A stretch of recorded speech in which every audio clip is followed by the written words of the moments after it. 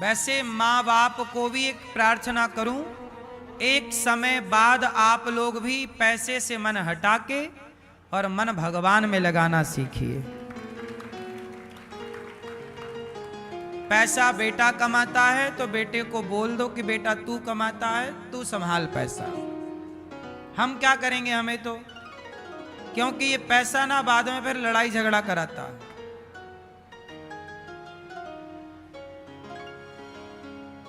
पत्नी को, अच्छा आपकी पत्नी पे विश्वास नहीं हो पाया अभी तक इसलिए नहीं देते, तो वो लिपस्टिक ले आती है खरीद के, क्या सारा उड़ा देती होगी, नहीं बचा पाती। अच्छा पति लोग भी क्या करें, मैयाओं को देते हैं पैसा, पत्नी को तो पत्नियां ले आती महंगी महंगी लिपस्टिक। आपको भी बचाना चाहिए। स्त्री का धर्म है कि पैसे को बचाए, पैसा काम आता है। कहते हैं विद्या कंठ की काम आती है और पैसा गंठ का काम आता है। गांठ का मतलब पास का। विद्या कंठ की और पैसा गंठ का मतलब गांठ का मतलब पास का, जो पास में है। इसलिए आप पैसे बचाओ, अपने जरूरतों को कम करो।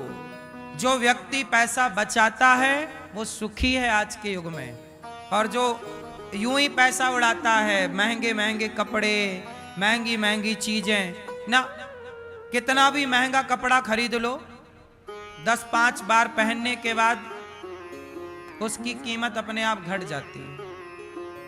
कपड़े कपड़े की तरह हो, तन ढकने के लिए। बाकी दुनिया क्या पहन रही है, हम क्या करें। आप 2 पैसे बचाओ, उस बचे हुए पैसे से अपने लिए घर खरीद लो, बचे हुए पैसे से आप अपने लिए घर ले लो, बच्चों के पढ़ाने के लिए थोड़ा बैलेंस बनाओ। व्यापार करना चाहो तो व्यापार के लिए थोड़ा पैसा बना के और व्यापार में पैसा लगाओ। ऐसी जगह पैसा लगाओ जहां से पैसा बढ़ने की संभावना हो। सट्टे में ना लगा लेना, जुए में ना लगा लेना, वरना पछताओगे। पैसे का समझदार वो लोग हैं जो पैसे का सदुपयोग करते हैं। हमारे गांव में, मतलब हम एक बात बता रहे हैं, 2 लड़के थे, दोनों 50,000 रुपए कमाने लग गए, 50,000 रुपए महीना। तो एक लड़के ने 1-2 साल बाद अपने लिए एक बढ़िया गाड़ी खरीदी। पैसा कमाने लग गए ना, सबको दिखाएगा जी मैं पैसा कमाता हूं, देखो मेरे पास गाड़ी है। उसने गाड़ी खरीदी, लोन ले लिया कि 50 कमाता हूं, ऐसा करूं कि 50 लाख वाली गाड़ी खरीदता हूं, सबको दिखाऊंगा देखो मैं पैसे वाला। एक लड़का था, उसने 50 लाख की गाड़ी खरीद ली, और दूसरा था, उसने 25 लाख रुपया का प्लॉट खरीद लिया। प्लॉट घर के लिए, दोनों की कमाई 50,000 थी। अब जिसने गाड़ी खरीदी, 1 साल बाद उसकी गाड़ी 50 लाख की कितने की हो गई, 25 लाख की। 1 साल बाद आधी हो गई। और 1 साल बाद उसका प्लॉट जो था 25 लाख वाला कितने का हो गया, 40 का हो गया, थोड़ा 45 का हो गया, धीरे धीरे वो 50 का हो गया, 1.5 साल 2 साल के अंदर। और उसकी गाड़ी 2 साल बाद 10-12 लाख की रह गई। अब आप बताओ कि इन दोनों में समझदार कौन है, गाड़ी वाला? नहीं, गाड़ी खरीदना चाहिए, हम ये नहीं कह रहे कि गाड़ी मत खरीदो, भाई साहब गाड़ी खरीदो, पर ये देखो कि आपके पास गाड़ी का उपयोग कितना है, आप कितने दूर जाते हो गाड़ी से। यदि आप अपने रिश्तेदारों के घर जाते हो तो आपकी रिश्तेदारी 50-100 किलोमीटर दूरी पे होगी, तो इतनी तो होगी साहब। आपकी गाड़ी से, आपके घर से आपके रिश्तेदारों की दूरी कितनी होगी, 50 किलोमीटर। आपका आना जाना 100 किलोमीटर का होगा, कभी कभी आप 200 किलोमीटर भी गाड़ी से आते जाते होंगे। तो इतनी यात्रा के लिए ना 10 लाख की गाड़ी बहुत है। स्विफ्ट नाम की गाड़ी आती है, आती है कि नहीं? ये गाड़ी परफेक्ट है, सस्ती भी है और 200-400 किलोमीटर खूब बढ़िया आप दौड़ा लो। हाँ या ना? इससे क्या हुआ कि जो काम 50 लाख खर्च करने से हुआ वही काम 10 लाख खर्च करने से हो गया, और 10 लाख में गाड़ी भी आ गई। आपको जरूरतें पूरी करनी है, दुनिया को दिखाने के चक्कर में ना पड़ो। बचे थे 40 लाख, 10 लाख की गाड़ी खरीद लेते, 40 लाख थे तो प्लॉट खरीद लेते, घर खरीद लेते, आगे की प्लानिंग कर लेते, कुछ बिजनेस का सोच लेते। तो समझदार वो हैं जो आगे की सोचें, मूर्ख हैं वो जो दिखावे की जिंदगी जीते हैं। आज के 100 में से 95% लड़के ऐसे ही हैं, दिखावे में जीते रहते हैं और बचता कुछ नहीं है, कर्जे में रहे आते हैं। अब बैंक का कर्जा चुकाते रहो 5 साल तक गाड़ी के नाम का, और गाड़ी हो गई आधी और उसका प्लॉट हो गया डबल। बात समझ में आई? क्यों भाई, समझ में आई कि नहीं? बड़े बुजुर्ग कहते हैं जितना चादर हो, जितना चादर हो, 2 पैसे बचाओगे तो भविष्य में काम आएगा। बोलो हाँ। नहीं बचेगा तो मांगते रहो, भाई साहब जरा हमें 1 लाख रुपया की जरूरत, जरा तुम दे दो। ये मूर्ख लोग हैं जो हाथ पसारते रहते हैं। समझदार हैं कि समय कब हमारा बिगड़ जाए, समय कोई नहीं जानता। कौन जानता था कि सीता मैया का वनवास हो जाएगा? कौन जानता था कि कोरोना आ जाएगा और सबको घर के अंदर कैद होना पड़ेगा? कौन जानता था कि घर का आटा दाल चावल तक खत्म हो जाएगा? बोलो हाँ। कौन जानता था कि घर बैठे ही रहना पड़ेगा, कोई 2 रुपए की व्यवस्था ना होगी? समय बता के नहीं आता ना साहब। इसलिए भगवान ना करे कल कोई मुसीबत का समय आ जाए, कोई संकट आ जाए, तो आज अच्छा समय है तो 2 पैसे बचा लो, वो बुरे वक्त में 2 पैसे काम आएंगे। ये समझदारों की प्लानिंग है, और मूर्खों का तो फिर सब कहा ही नहीं जा सकता। गाड़ी घोड़ा में उड़ा रहे हैं, 20-20 रुपए की सिगरेट पी रहे हैं, 1000-1000 रुपया की दारू पी रहे हैं। क्यों मेरी माँ, आजकल तो लड़कों का शौक देखो ना, 1000 रुपया की दारू पीते हैं, 5-5 हजार उड़ा देते हैं। पैसा बचा लो साहब। अडानी अंबानी के पास भी पैसा है, लेकिन वो तुम्हारी तरह पैसा उड़ाते नहीं हैं। 1-1 रुपए का वो हिसाब रखते हैं, तब जाके वो अडानी अंबानी है। जो व्यक्ति अपने पैसे का हिसाब नहीं रखता उसका भी कोई हिसाब किताब रह नहीं जाता। इसलिए समझदार वो है जो अपने जीवन में 1-1 रुपए का हिसाब रखे। सफल होना हो तो ये सूत्र अपनाना, सफल नहीं होना तो फिर उड़ाओ, कौन रोकेगा तुम्हें? 5000 की दारू पी जाओ, थोड़ी हम पकड़ने आएंगे तुम्हें। क्यों भाई साहब, 10,000 की बोतल चढ़ाओ, हमें क्या दिक्कत है? लेकिन समझदार हो और आगे कुछ करना है तो प्लानिंग अभी से करनी पड़ेगी। जो आज सोचोगे उसका परिणाम 5 साल बाद दिखेगा। क्यों जी, बात सही है कि गलत है? जितनी बढ़िया प्लानिंग आज कर लोगे उसका परिणाम 4 साल बाद दिखेगा, 5 साल बाद दिखेगा, 10 साल बाद दिखेगा। तुरंत ना दिखता ना मेरी माँ। ये गौरी गोपाल आपको आज दिख रहा है, पर इसकी प्लानिंग जब हमने की होगी तब तो आपको कुछ नहीं दिख रहा था। तो प्लानिंग नहीं दिखती, बाद की चीजें दिखती हैं। व्यक्ति की सफलता सबको दिखती है, व्यक्ति का स्ट्रगल किसी को नहीं दिखता। जिसका जितना बढ़िया स्ट्रगल होगा, जिसकी जितनी बढ़िया प्लानिंग होगी, वो उतना बढ़िया होगा। और लापरवाही करोगे तो सारी जिंदगी रोते रहोगे। गरीबी के नाम का, बेरोजगारी के नाम का रोना रोते रहो। मैया सो गई मेरी माँ। पति कैसा भी हो मैया, पति की सेवा करना चाहिए। पत्नी कैसी भी हो, पत्नी का सम्मान करना। आप अपनी पत्नी का सम्मान करते हो? प्यार करते हो पत्नी को? पुरुष को चाहिए कि नारी का आदर करे, नारी को चाहिए पुरुष का आदर करे। अच्छा ये बताओ, रिश्तों को रखना सही है कि छोड़ देना सही है? बोलो, रिश्ते कौन बनाता है? बोलो, रिश्ता आप बनाते हो कि विधाता के यहां से बन के आता है? भगवान के यहां से बन के आता है कि आप लोग बनाते हो? रिश्ते सबके भगवान बनाते हैं, हम लोग केवल निभाते हैं। इसलिए प्रेम मोहब्बत से निभाओ। जो मिल गई, जो मिल गया उसे निभाओ। लोग निभा नहीं पाते, रोते हैं। भाई का रिश्ता अच्छा हो भक्तो, स्वर्गा से आयो है संदेश, बुलावो आग्यो राम को। जब आपका बुलावा भगवान के घर से आएगा, तब आपको पता चलेगा कि रिश्ते कितने महत्व रखते हैं। आज आप लोग अपने भाई से लड़ते हो, लेकिन वही भाई जब मर जाएगा तब आपको लगेगा कि देखो हमने कितना गलत किया।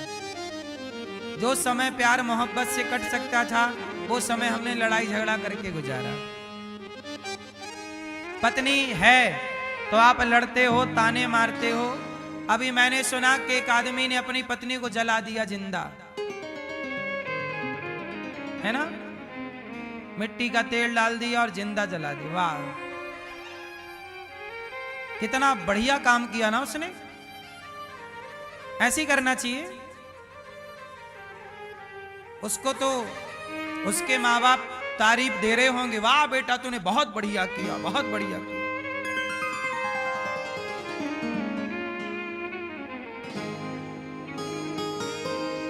सोचिए, एक महिला को उसने जिंदा जला दिया। कितना कष्ट हुआ होगा उसे जलने में, कितना कष्ट। हम लोगों को रोटी की भाप लग जाए तो कितनी तकलीफ होने लग जाती है। गरम रोटी की भाप लग जाती है तो फफोले पड़ जाते हैं। और वो जिंदा जला दिया, उसे जरा दया नहीं आई, जरा उसे पीड़ा नहीं हुई। क्यों? क्योंकि उसके अंदर शायद दया ही ना रही हो, करुणा ही ना रही हो। इसलिए कहता हूं कि ब्याह करने के पहले, शादी करने के पहले इंसानों की कदर करना सीख लो। यदि इंसानों की कदर आप नहीं करना जानते ना, एक दूसरे के घर की बेटी की इज्जत करना आप नहीं जानते ना, दूसरे के घर के बेटे का सम्मान करना आप नहीं जानते, तो विवाह मत करना। क्या मतलब निकलना उससे? जिंदा ही जलाना है किसी लड़की को तो विवाह क्यों करना है? मत करो। ये पाप क्यों ले रहे हो जिंदा जलाने का? मत करो ब्याह, उसे उसकी जिंदगी जीने दो। पत्नी जिंदा है ना, उसकी कदर नहीं है। पति जिंदा है, कदर नहीं। इसलिए हम कहते हैं हर रिश्ते की इज्जत करो, हर नारी का सम्मान करो, हर पुरुष का सम्मान करो। ना पुरुष पर अत्याचार करो, ना स्त्री पर अत्याचार करो, बल्कि एक दूसरे का सम्मान करो, आदर करो। हम आपका सम्मान करें, आप हमारा सम्मान कीजिए। ऐसे ही ये रिश्ते मधुर होते हैं। भाई पति पत्नी का रिश्ता क्या है? 50-50 का रिश्ता है। 50 हम 50 आप, तब ना जाके 100 हुआ। आप अपने को ही सम्माने और पत्नी को कुछ ना समझें या पति को कुछ ना समझ, तो भी तो रिश्ता नहीं चलेगा ना। इसलिए किसी को जला देना ये आपका अधिकार नहीं है। इससे पता लगता है कि आपके संस्कार गलत थे, आपके माँ बाप की कमी रह गई कि आपके माँ बाप ने आपको नारी का सम्मान करना नहीं सिखाया।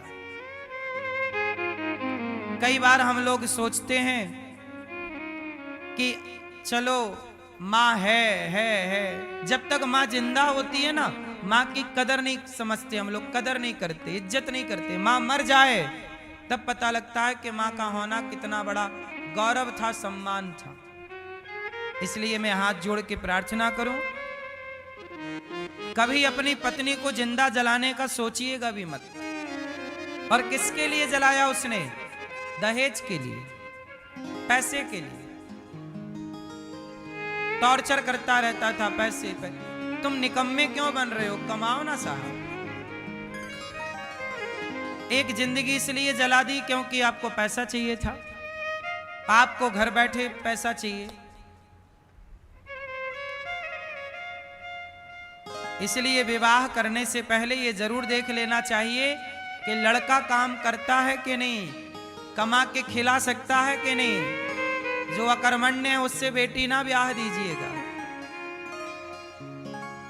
जो अपना पेट नहीं भर सकता वो आने वाली अर्धांगिनी का पेट क्या भरेगा? इसलिए बहुत सोच समझ के विवाह करना चाहिए।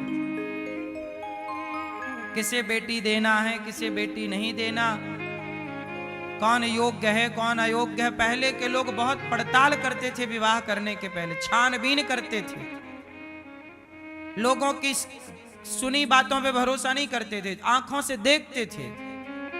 बहुत लंबे समय तक जासूस लगा के पड़ताल करते थे, लड़की कैसी है, लड़का कैसा है, आचार विचार ठीक है या नहीं, तब विवाह सफल होते थे। हाँ या ना? आजकल तो जल्दबाजी में कर देते हैं लोग।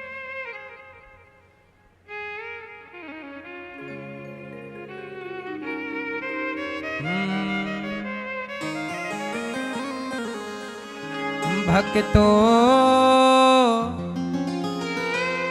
स्वर्गा से आयो है संदेश, बुलावो आग्यो राम को, बुलावो आग्यो राम को। जब हमारा और आपका बुलावा आएगा तो किस किस का आएगा? एक पिताजी का आया, बोले हे यमराज 1 मिनट की मोहलत दे दो।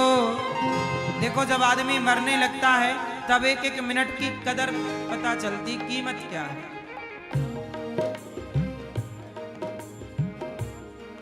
सूरज ना बदला, चांद ना बदला, कुछ भी नहीं बदला। केवल क्या बदल गया? बदल गया इंसान। कितना बदल गया इंसान, कितना बदल गया इंसान। इसलिए कहता हूँ भाई भाई प्रेम से रहो। एक माँ मरने लग गई, बोली यमराज जी 1 मिनट की मोहलत दे दो, करूं बहू से बात। 1 मिनट की मोहलत दे दो, करूं बहू से बात। सास मरने लग गई, बहू से क्या कह रही है? क्या कहना चाहिए?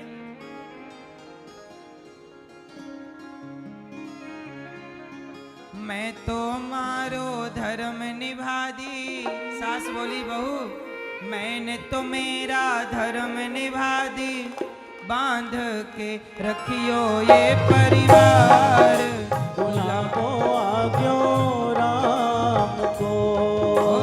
मैं तुम्हारो धर्म निभा दी, बांध के रखियो ये परिवार, बुलावो आग्यो राम को।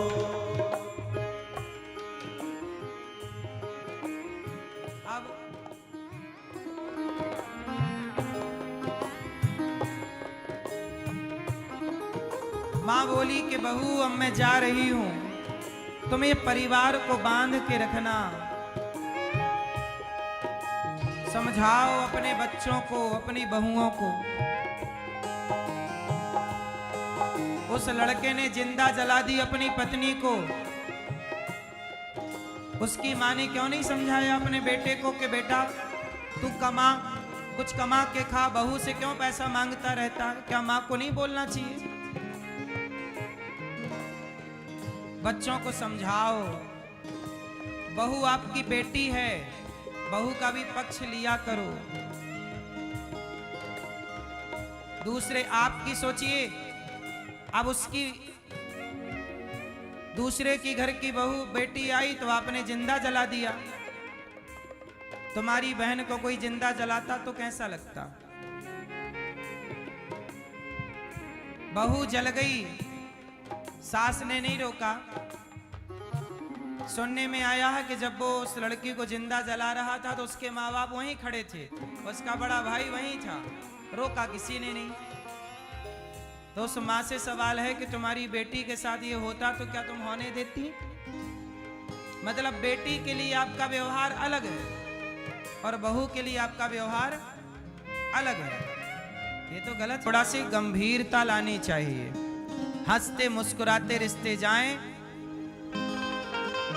पति कैसा भी हो, पत्नी कैसी भी हो, अब आपकी है, आपका है, निभाओ। भाई कैसा भी है, आपका है, निभाओ।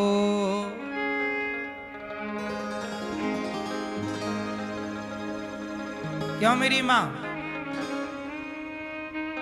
लड़कों को थोड़ा डांटा करो, समझाया करो कि वो स्त्री का सम्मान करना सीखें।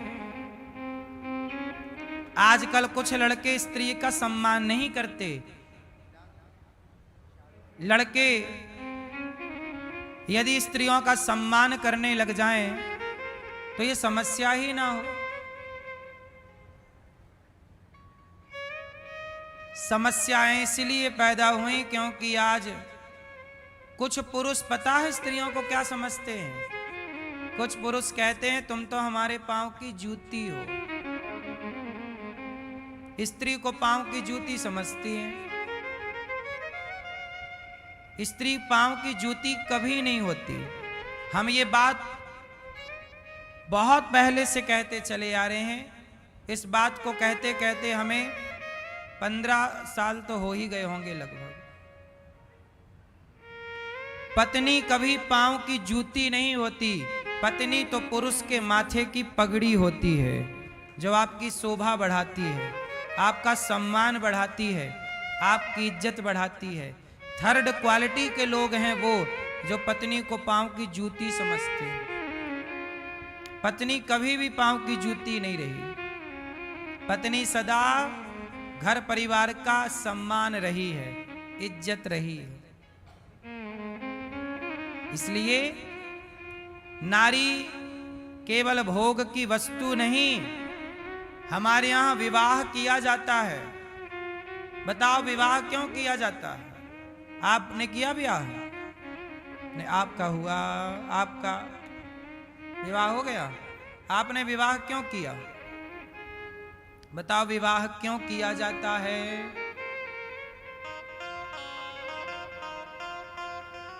हैं? घर परिवार चलाने के लिए। तो विवाह नहीं करते तो घर परिवार नहीं चलता, वो तो चल ही रहा था।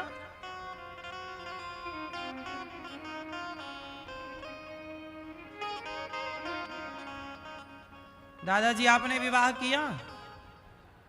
हाँ। कहाँ मैया धर्मपत्नी आपकी? ये बताओ आपने विवाह क्यों किया? आपने विवाह किया क्यों किया? क्यों करते हैं लोग विवाह? ये हमें बताओ। हैं? हैं?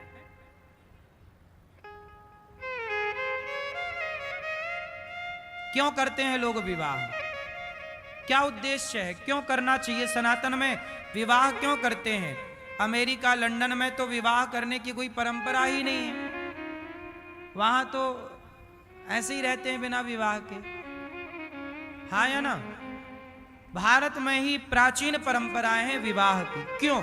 राम का भी विवाह हुआ, भगवान कृष्ण का भी हुआ, भगवान शंकर का भी हुआ। क्यों हुआ? हमारे यहां विवाह क्यों करते? उद्देश्य कुछ तो होगा। क्यों करते जरा हमें समझाओ। है? आप बताओ भैया, चश्मा वाले भैया, आप विवाह किए कि नहीं? क्यों किए? क्यों करते हैं लोग विवाह? संसार को चलाने के लिए। आप नहीं करते विवाह तो संसार नहीं चलता, क्यों? अच्छा हुआ आपने कर लिया तो संसार चल रहा है, नहीं सोचो क्या होता है संसार का। सही कह रहे हैं आप। पीछे वाले भैया, आपने की शादी की? क्यों किया ब्याह? नहीं पता? नहीं पता, बस कर लिया। सब कर रहे हैं, हम भी कर लिए। आपने किया विवाह? क्यों किया? परिवार बढ़ाने के लिए। परिवार तो कुत्ता बिल्ली का भी बढ़ रहा है, बिना ब्याह के बढ़ रहा है। तो परिवार बढ़ाना है तो कुत्ता बिल्ली कहां ब्याह करते? नहीं बढ़ रहा उनका। एक बार में 12 हो रहे सुअर के थोक में।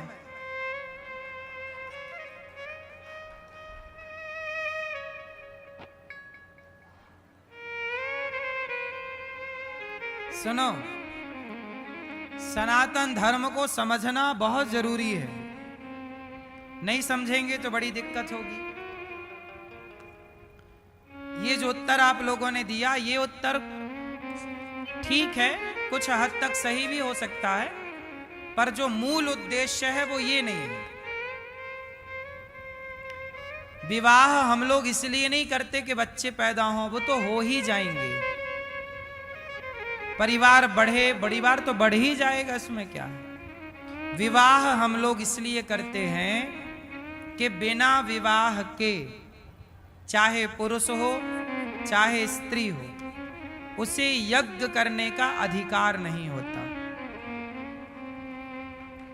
बिना विवाह के आपको यज्ञ करने का अधिकार नहीं होगा। तो यज्ञ हमारे सनातन की एक मूल परंपरा है। तो हम विवाह इसलिए करते हैं कि हम विवाह करके अपने पत्नी के साथ यज्ञ करके ईश्वर की आराधना कर सकें। हमारी पत्नी ईश्वर की आराधना में हमारी सहयोगी है। हमारा पति ईश्वर की आराधना करने में हमारा सहयोगी है, इसलिए हम लोग विवाह करते हैं। पुरुष अकेला यज्ञ में नहीं बैठ सकता और स्त्री अकेली यज्ञ में नहीं बैठ सकती। दोनों होना चाहिए, जोड़े से बैठोगे। इसलिए हमारे यहाँ गठबंधन होता है, गठजोड़। और फिर यज्ञ में कोई भी यज्ञ देखिए आप, विधान देखिए जो प्राचीनता है, उसमें आप पति पत्नी। राम को भी अकेले यज्ञ में नहीं बैठने दिया वशिष्ठ जी ने, कहा सीता को लाओ। जब राजसू यज्ञ हुआ वो घोड़ा छोड़ा गया, और जब सीता मैया वनवास में थी तब राम ने क्या किया? सोने की सीता बनाई और राम ने अपने अगल बगल में सोने की सीता मैया को बिठाया। तब वशिष्ठ जी ने यज्ञ कराया। इसका मतलब ये हुआ कि देखो, जैसे हमारे यजमान जी हैं, ये भागवत सुनने आए हैं, तो इन्होंने जोड़े से भागवत सुनी, पति और पत्नी दोनों। इसलिए जब पति पत्नी हो तो सारे अच्छे कर्म यज्ञ भागवत जोड़े से सुन लो, क्योंकि एक टाइम बाद ऐसा आता है कि जोड़ा नहीं होता, या पति होता है या पत्नी रह जाती है, दो में से एक चला जाता है। तो आप दो से एक बचें, उसके पहले जिसके लिए विवाह हुआ वो यज्ञ के वो अच्छे सुंदर काम वो अनुष्ठान कर लीजिए। भागवत सबसे बड़ा यज्ञ है, भागवत से बड़ा कोई यज्ञ नहीं। ये यज्ञ हमारे यजमान जी ये क्या कर रहे हैं? भागवत करा रहे हैं, ये भी तो एक यज्ञ है। इसलिए जीते जी भागवत सुन लो, जीते जी पुण्य के कार्य कर लो।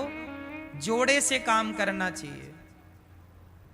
पति पत्नी दोनों को जोड़े से भगवान की आराधना करनी चाहिए। पति पत्नी मिलके करें, भगवान का भोग बनाओ मिलजुल के, प्रेम से कीर्तन करो मिलजुल के, ध्यान करो दोनों मिलजुल के।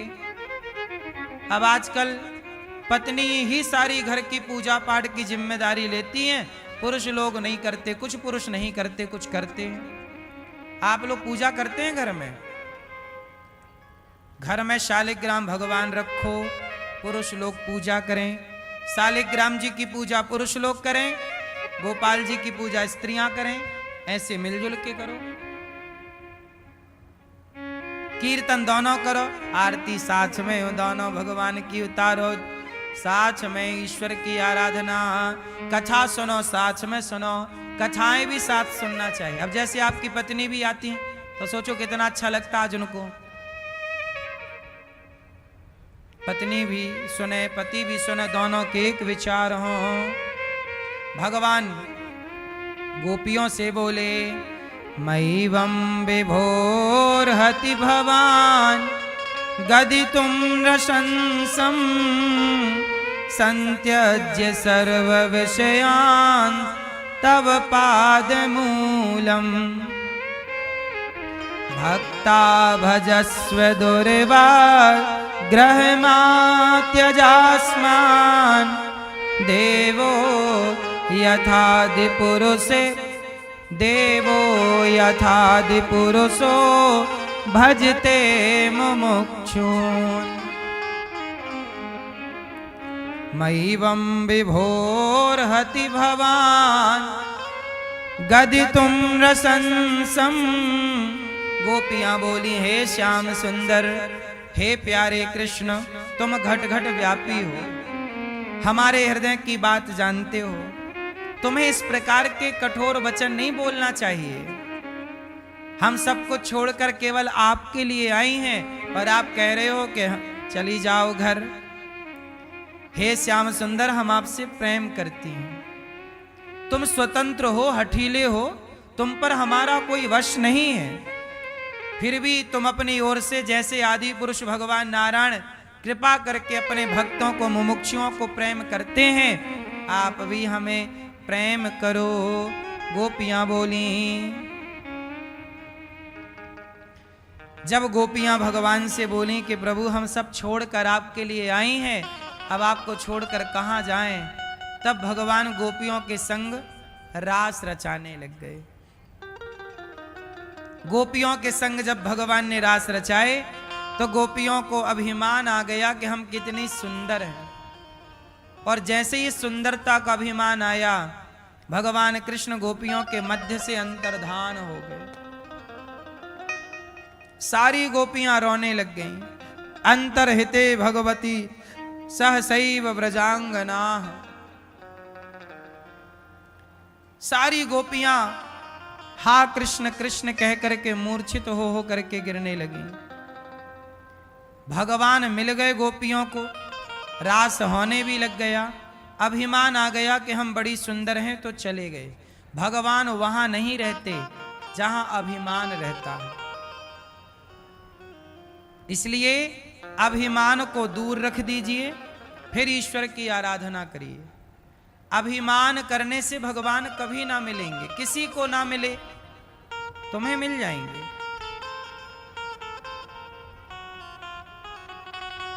भगवान जब गए तो गोपियों ने रो रो करके पुकारा, हे प्रभु गलती हो गई। सखियों, कितना सुंदर है उस सखी का भाग्य जिसको लेकर कृष्ण गए हैं। गोपियां बोली, अनयाराधितो नूनम भगवान हरिरीश्वरः यन्नो विहाय गोविंदः प्रीतो यामनयद् रहः।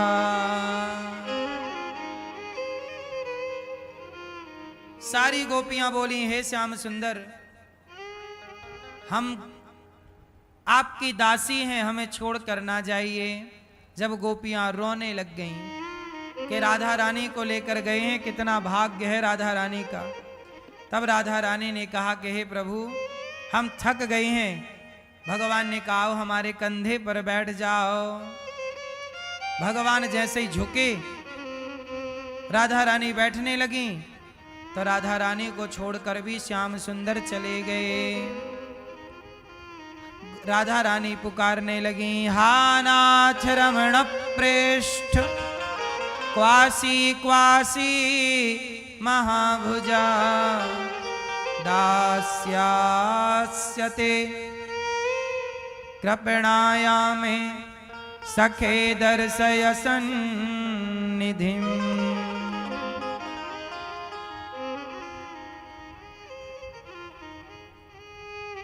सारी गोपियां हा कृष्ण कृष्ण कहकर राधा रानी पुकारने लगी और भगवान के जाते ही जैसे गोपियां कृष्ण के वियोग में स्वयं कृष्ण बन गईं, एक कृष्ण बन गईं, उंगली उठा ली, बोली मैंने गोवर्धन उठा लिया, तुम सब अंदर आओ।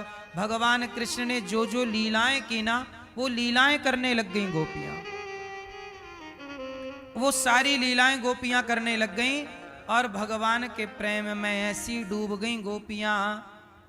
अब गोपियों ने रो रो करके कहा, गोप्या वोचो जयति तेधिकं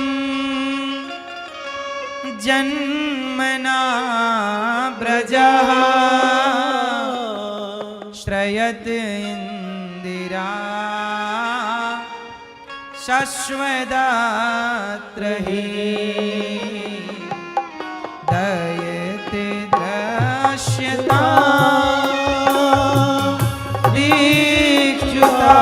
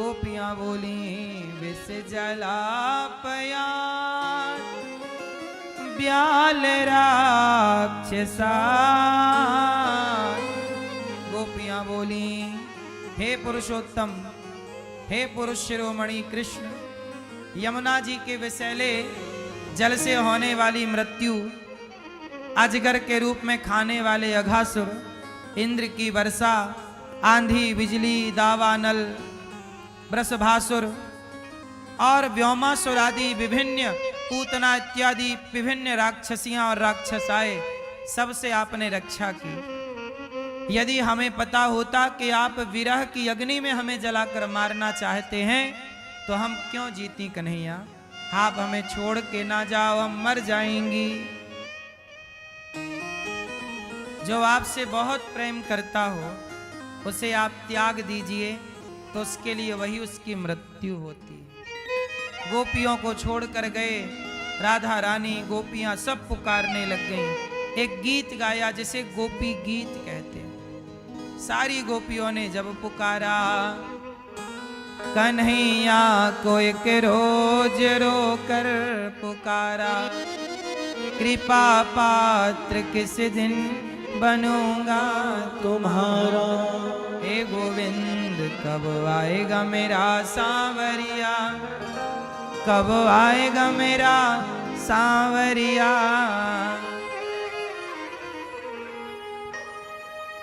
कब आएगा मेरा सांवरिया, कब आएगा मेरा सांवरिया। मेरे आंसू पहुँच कर मुझे गले लगाएगा, मेरे आंसू पहुँच कर मुझे गले लगाएगा। कब आएगा मेरा सांवरिया, हे गोविंद कब आओगे। बनो ना कठोर कान्हा, दया से भी काम लो, आकर कन्हैया मेरे दामन को थाम लो। बनो ना कठोर कान्हा, दया से ही काम लो। आकर कन्हैया मेरे दामन को थाम लो। जीवन बन जाएगा जब कान्हा आएगा। जीवन बन जाएगा जब कान्हा आएगा। मेरे आंसू पहुँच कर मुझे गले लगाएगा। मेरे आंसू पहुँच कर मुझे गले लगाएगा। तब आएगा मेरा सांवरिया। हे गोविंद कब आओगे? अब हम मर जाएंगी, अब तुम्हारे बिना क्या जिए, तेरे बिना भी क्या जीना। ओ कान्हा रे तेरे बिना भी क्या जीना। अब गोपियों को लगा अब मर जाएंगी, और जब प्राण निकलने की स्थिति आ गई, भगवान कब आते हैं, कब मिलते हैं, कब साथ देते हैं? जब आपको भगवान के सिवा कोई दूसरा सहारा ना हो। कोई सहारा नहीं, किसी का सहारा है तो भगवान बोलेंगे उसके सहारे रह लो। जिसका कोई सहारा नहीं, तब गोपियों ने कहा गोविंद सहारा तेरा है, गोपाल सहारा तेरा है। जब कोई सहारा नजर नहीं आया और गोपियों ने रो रो करके पुकारा, मरने लग गईं तो मानो मर जाएंगी, तब भगवान को कहा यत्ते सुजात चरणाम्बुरुहं स्तनेषु भीता सनैः प्रियदधीमहि कर्कशेषु तेनाटवीमटसि तद्व्यथते न किंस्वित् कूर्पा दिभिर्भ्रमति धीर भवदायुषां नः। इति गोप्यः प्रगायन्त्यः प्रलपन्त्यश्च चित्रधा रुरुदो सुस्वरं राजन् कृष्ण दर्शन लालसा। तासामाविर भोच्छौरि स्मयमान मुखाम्बुजः पीताम्बरधरः स्त्रग्वी साक्षान् मनमथ मन्मथः। गोपियां जब पुकारी तब भगवान को लगा मर जाएंगी, जरा देर कर दी तो दौड़ पड़े भगवान। प्रकट हो गए पीतांबर लहराते हुए मनमोहन, सुंदर से घुंघराले बाल, सुंदर सी छवि। गोपियां बोली कन्हैया बड़े निर्दयी हो, बड़े निष्ठुर हो, कहाँ चले गए थे? भगवान बोले सखियो हम देखना चाहते थे कि तुम हमसे प्रेम कितना करती हो। आज देख लिया कि तुम कितना प्रेम करती हो। तुम्हारा ये प्रेम युगों युगों तक याद किया जाएगा। और भगवान ने गोपियों के संग दिव्य रास रचाया। जितनी सखियां उतने कृष्ण। महारास हुआ। जितना आजकल रास में कितने लोग भगवान के इस दिव्य रास में उंगलियां खड़ी करते हैं, कहते हैं तुम करो तो रास लीला, हम करें तो कैरेक्टर ढीला। रास लीला का मतलब कैरेक्टर ढीला नहीं है। जगत के पालनहार परमात्मा अपने भक्तों के संग रास रचा रहे हैं। परमात्मा का भक्त का भगवान से मिलन जब हुआ उसी का नाम रास है। शंकर जी भी उस रास में आए। शंकर जी आए कि नहीं? और जब भगवान शिव आए रास में, माता पार्वती बोली कि आप मत जाओ, वहां पुरुषों का काम नहीं।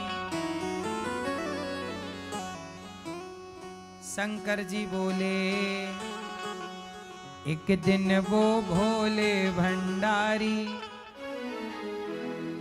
बन कर के ब्रज नारी वृंदावन, हाँ प्रकट हुए। आज के दिन ही प्रथम पूज्य बने। आज के दिन ही चंद्रमा को गणेश जी ने श्राप दिया कि आज के जो चांद को देखेगा वो कलंकित होगा। तो आज मैं आपको बताऊं, आज के चंद्रमा को मत देखिएगा। यदि देख लेंगे तो आपको झूठा कलंक लगेगा। आज का चंद्रमा कलंकित रहता। यदि कोई धोखे से आज का चंद्रमा देख ले तो भगवान कृष्ण के दूसरे और तीसरे विवाह की कथा सुन लेने से वह इस कलंक से मुक्त भी हो जाता है। तो आज यदि देख भी लो तो कल की कथा सुन लेने से पाप से मुक्ति मिल जाएगी। कल की कथा में वही है।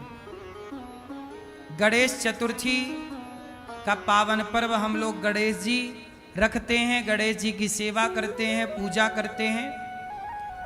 तो आप लोगों ने गणेश जी से कुछ सीखा कि नहीं? मैया बैठो मेरी माँ, क्या सीखा आप लोगों ने गणेश जी से? क्यों? गणेश जी के कान कैसे हैं? बड़े। क्यों बड़े हैं भाई? क्या सीखा आपने? गणेश जी के कान क्या सिखाते हैं? गणेश जी के कान सिखाते हैं कि जैसे गणेश जी के कान बड़े बड़े हैं, आप भी अपने कानों को बड़ा करो, मतलब ज्यादा से ज्यादा सुना करो, सुनो ज्यादा। गणेश जी का मुंह दिखाई पड़ता है, सूंड के भीतर होता, मुंह छिपा हुआ है। बोलो कम और सुनो ज्यादा। गणेश जी को भोग काय का लगता है? जोर से, लड्डू। गणेश जी लड्डू क्यों खाते हैं? चलो बताओ, आप बताओ क्यों? मोदक का भोग क्यों लगता? लड्डू का भोग क्यों लगता? क्योंकि लड्डू बहुत सारे दानों से जुड़कर बनता है। कई दाने जुड़ते हैं ना, तब जाके लड्डू एक बनता है।